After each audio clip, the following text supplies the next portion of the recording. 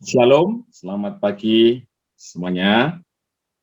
Anugerah dan kasih Tuhan melimpah dalam hidup kita. Bapak Ibu terkasih, pada pagi hari ini saya akan menyampaikan firman Tuhan dengan judul kepala bukannya ekor. Nah Bapak Ibu, yang disebut dengan pemimpin barangkali semakin hari mengalami satu pergeseran yang luar biasa dari maksud dan rancangan Allah yang semula. Pemimpin itu merupakan satu pribadi yang sesungguhnya tidak pernah lepas dalam kehidupan kita bersosialisasi dan ada dalam keseharian kita. Jadi ada dalam bentuk formal, kita di pekerjaan, kita di organisasi manapun, yang itu dipilih atau ditentukan secara aklamasi dengan menggunakan aturan-aturan tertentu, tetapi pemimpin yang dimaksud Tuhan juga ada di dalam arti non-formal. Ya. Secara natural, seorang kepala keluarga itu menjadi pemimpin bagi keluarganya. Ya. Seorang suami itu menjadi kepala atau pemimpin dalam keluarganya. Nah, pemimpin itu dapat diartikan sebagai seseorang yang berdiri di depan, ada di depan, sehingga menjadikan dirinya simbol atau identitas, gitu ya. Jadi kalau pemimpinnya rambutnya panjang, kemudian banyak tatonya, ya kita tahu identitas dari kelompok yang dipimpinnya. Seorang yang bertanggung jawab untuk mengatur, menjaga kelangsungan hidup bagi komunitas yang dipimpinnya. Seorang pemimpin yang visioner, memiliki pengertian yang lengkap tentang masa depan dan apa yang dimaui Tuhan, tentu dia akan meletakkan dirinya sedemikian rupa untuk membawa orang yang dipimpinnya itu memiliki pandangan yang jauh ke depan. Ya.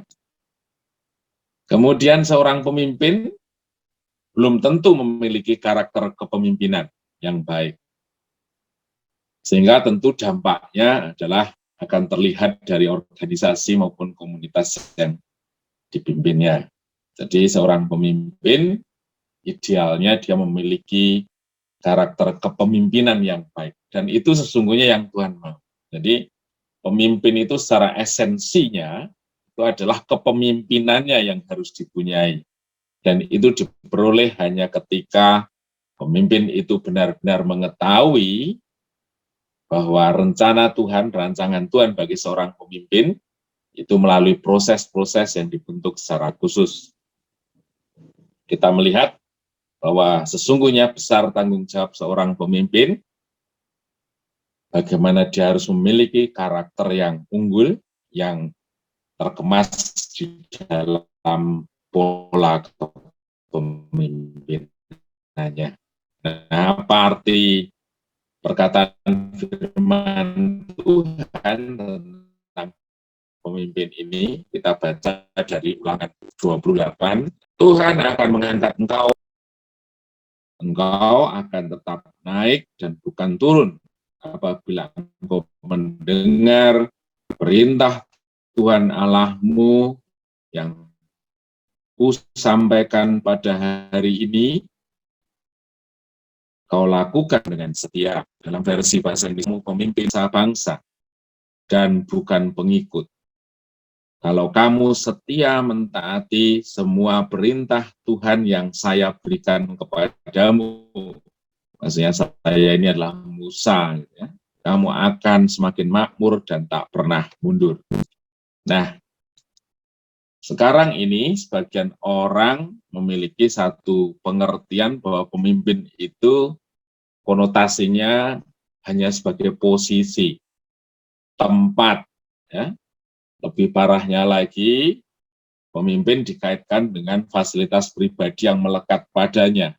Kita melihat bahwa pemimpin itu menjadi idaman semua orang, bahkan bagaimana untuk mencapainya itu menggunakan segala caranya, tidak lagi melihat esensinya. Itu adalah perkembangan yang ada saat ini, dan itu tidak sesuai dengan firman Tuhan yang kita baca tadi. Jadi memang pemimpin itu memberikan daya tarik, daya pikat, pesona yang luar biasa.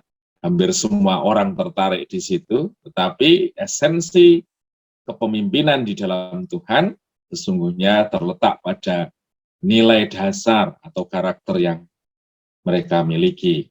Ya. Nah, jadi sesuai firman Tuhan bahwa pemimpin itu hanya Tuhanlah yang mendeklarasikan, menetapkan. Tetapi prosesnya harus jalan di situ. Kalau kamu mendengar firman Tuhan dan melakukannya dengan setia. Hal itu menunjukkan bahwa pemimpin itu dilahirkan dari proses pergumulan yang mengubah karakternya dari karakter pengikut. Jadi pemimpin yang baik tentu dilahirkan dari sikap dan mentalitas ketika menjadi anak buah itu dengan baik. Tidak ada pemimpin yang tahu-tahu jadi pemimpin dan itu menjadi pemimpin yang baik, tetapi dia harus melewati anak buah yang baik baru menjadi pemimpin yang baik. Jadi prosesnya Tuhanlah yang meneguhkan, kemudian berproses dulu, baru Tuhan yang mendeklarasikan.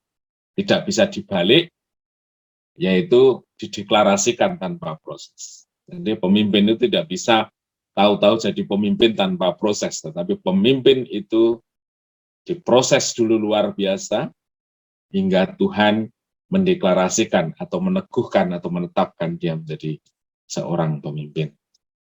Jadi saudaraku, mari kita benar-benar melihat bahwa proses ini adalah proses yang tidak sia-sia. Apapun yang kita kerjakan ketika kita taat dan setia pada proses, Tuhan akan mendeklarasikan diri kita dan menempatkan kita pada posisi yang tidak pernah salah.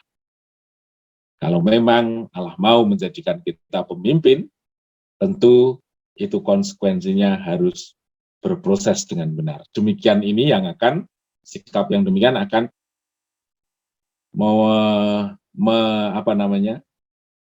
menggeser kita. Kita tidak masuk di dalam perangkat jerat hawa nafsu duniawi. Seperti di 1 Yohanes 2 ayat 15-16, bagaimana kita harus lepas dari keangkuhan hidup ini. Ya. Banyak orang yang terjerat di sana, pemimpin dijadikan satu tujuan tanpa melalui proses yang benar, tetapi anak-anak Tuhan, ketika dirinya diangkat menjadi pemimpin, tentu bukan karena hasrat keinginan yang melepaskan dari proses, tetapi kita semua sadar bahwa pemimpin itu Tuhanlah yang mendeklarasikan, meneguhkan, karena kita taat dan setia pada proses hidup ini yang mesti kita alami bersama-sama dengan Tuhan. Terpujilah nama Tuhan, biarkan mentalitas karakter ini menjadikan kita pada tempat dan posisinya Tuhan untuk mendatangkan kemuliaan-Nya di dalam setiap hidup kita. Mari kita berdoa.